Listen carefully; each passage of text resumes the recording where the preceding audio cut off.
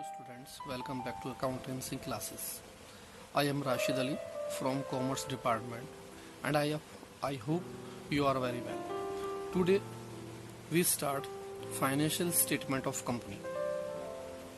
You know, financial statement of company is very important in every company. In 11th class we read and write the introduction of balance sheets.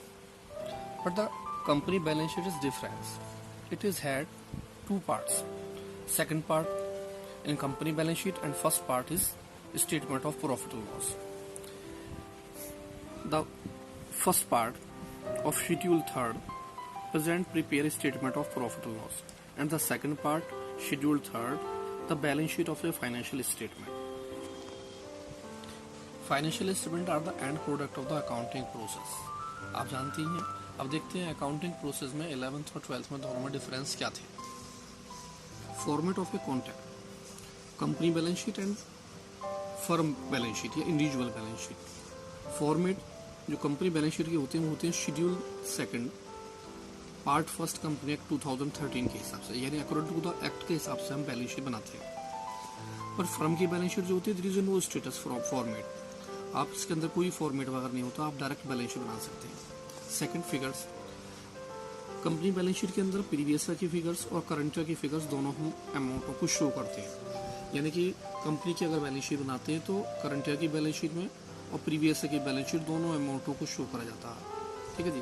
लेकिन firm की जो balance sheet होती थी इसके अंदर हम केवल प्रीवियस ईयर की बैलेंस शीट की डाटा ही शो करा करते थे. Orders, company balance sheet is a prepare in order of promises. आप प्रोमिसेस के हिसाब से बनाते हैं, यानी कि पहले हम इसके अंदर लायबिलिटी वगैरह दिखाते हैं, फिर हम एसेट्स दिखाते हैं. जबकि बैलेंस शीट जो थी फर्म्स वाली उसके अंदर आप जो ना लिक्विडिटी या प्रोमिसेस के हिसाब से दिखाते थे. यानी आप करंट एसेट्स ऊपर भी दिखा सकते थे, करंट एसेट्स नीचे भी दिखा सकते थे, लिक्विडिटी के हिसाब से जो चीज़ पहले आती है. इस तरह से फर्म की कंपनी की जो बैलेंस शीट होती है उसका प्रिपेयर जो हम करते थे उसे करते थे वर्टिकली फॉर्म में. फर्म की जो बैलेंस शीट है उसे वर्टिकली फॉर्म में करते हैं, यानी कि पहले लायबिलिटीज आती हैं उसके बाद फिर हम एसेट्स को शो करते हैं. जबकि फर्म की जो बैलेंस शीट होती हैं वो प्रिपेयर करी जाती हैं हॉरिजॉन्टल फॉर्म में. आप इस तरफ देखते थे लायबिलिटी होती था, इधर क्या होती थी एसेट्स. आप देखते हैं हमारी कंपनी की जो बैलेंस शीट होती है वो इस टाइप की होती है. कंपनी की बैलेंस शीट का फॉर्मेट कुछ इस तरफ से है. Format of balance sheet, company का नाम आ जाता है, बैलेंस शीट आ जाती है, पर्टिकुलर्स, नोट नंबर. जिस तरह से लेजर फोलियो होता था 11th क्लास में, इसी तरह यहाँ नोट नंबर होता है. आपको कोई एक्स्ट्रा इन्फॉर्मेशन अगर देनी होती है तो आप नोट नंबर में दे देते हैं. या 2 साल की इन्फॉर्मेशन गिवन होती है, करंट ईयर के डाटा यानी करंट ईयर की अमाउंट है और प्रीवियस ईयर की अमाउंट, आप प्रीवियस ईयर की अमाउंट भी शो करते हैं. बैलेंस शीट का सबसे पहला जो हेड होता है उसे हम कहते हैं equity and liability.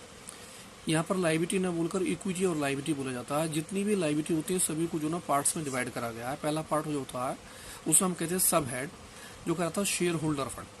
Share holder fund में किसी भी शेयर से रिलेटिव, रिजर्व या सरप्लस यानी प्रॉफिट और लॉस से रिलेटिव जितनी भी बातें होती हैं सारी शो करी जाती हैं.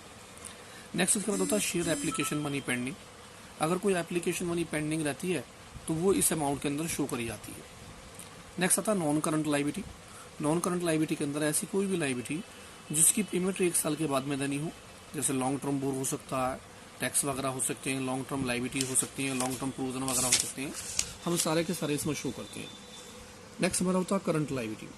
करंट लायबिलिटी में शॉर्ट टर्म बोरो, short term provision, trade payable यानी क्रेडिटर्स या बिल पेबिल जो आप 11th क्लास में बताते थे, और बाकी की छोटी मोटी लायबिलिटी होती है सारी होती हैं. यानी कि सबसे पहले हम जो है यहाँ वर्टिकली फॉर्म में लायबिलिटी शो करते हैं, इसका टोटल कर दिया जाता है. नेक्स्ट उसके बाद आती है एसेट्स. एसेट्स के अंदर आता है नॉन करंट एसेट्स.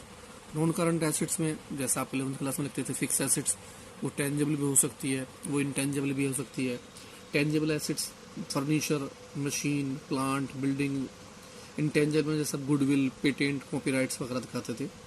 इसी तरह से current investment, non current investment, ये सारी की सारी बातें loan, long term loan and advance आप नॉन करंट एसेट्स में दिखाते हैं. इसके बाद आप करंट एसेट्स शो करते हैं. करंट एसेट्स में करंट एसेट्स से रिलेटिव चीज़ें ऐसी एसेट्स जो 1 साल के अंदर आप कैश में कन्वर्ट कर सकते हैं, जैसे करंट इन्वेस्टमेंट, कुछ टाइम के लिए पैसा लगाया हो किसी जगह. इन्वेंट्रीज आपका स्टॉक, लूज टूल वगैरह. Trade receivable, debtors, bill receivable, cash और cash equivalent, cash, bank, cheque, बाकी सारी चीज़ें.